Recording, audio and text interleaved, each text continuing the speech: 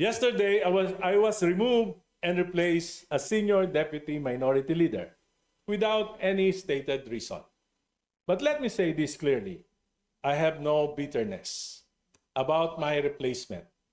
In fact, I am honored that I was replaced by a fellow liberal and a far stronger fighter for truth and justice, Congresswoman Laila De Lima.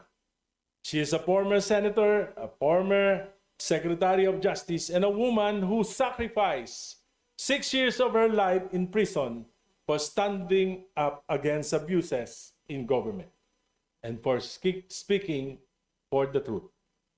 If there is anyone more worthy to take my place, it is Congresswoman Laila De Lima. Papasalamat din po ako kay Minority Leader Nonoy Libanan. Alam ko po na nakatali ang kanyang mga kamay. Malaki na rin po ang kanyang sakripisyo sapagkat madalas siyang tinatawagan ni Majority Leader Sandro Marcos dahil sa aking tuloy-tuloy na kritisismo sa mga polisiya ng Administrasyong Marcos. Policies, ulitin ko po, policies, not personal attacks. Mr. Speaker, I believe that I have faithfully performed my duty as Senior Deputy Minority Leader. I have raised questions. I have spoken the truth. I have offered well-meaning criticisms in the interest of accountability. But it appears that this House leadership does not welcome criticisms.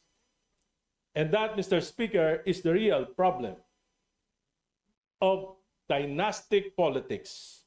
When the President of the Republic has a son serving as Majority Leader of this House, there is an unavoidable conflict of interest when a son becomes overly protective of his father instead of protecting the integrity of legislation. Hindi pa po ako tapos magsalita nang ako ay sunduin ni Minority Leader Congressman Libanan at dalhin sa opisina ni Majority Leader Sandro Marcos. Pagdating po namin, nandoon na rin si Speaker Bogie D.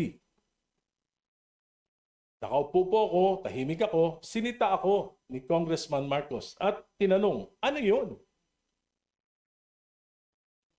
I replied that the anti-political dynasty advocacy has long been one of my advocacies. Ngunit sinabi niya, hindi yun.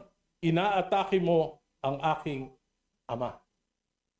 Ang sagot ko, ang kritisismo ay nakakatulong upang maituwid ang mga pagkakamali kung bukas ang isip ng mga nakikinig. Ngunit, Mr. Speaker, bakit kailangan questionin ng isang miyembro ng kapulungang ito ang aking talumpati?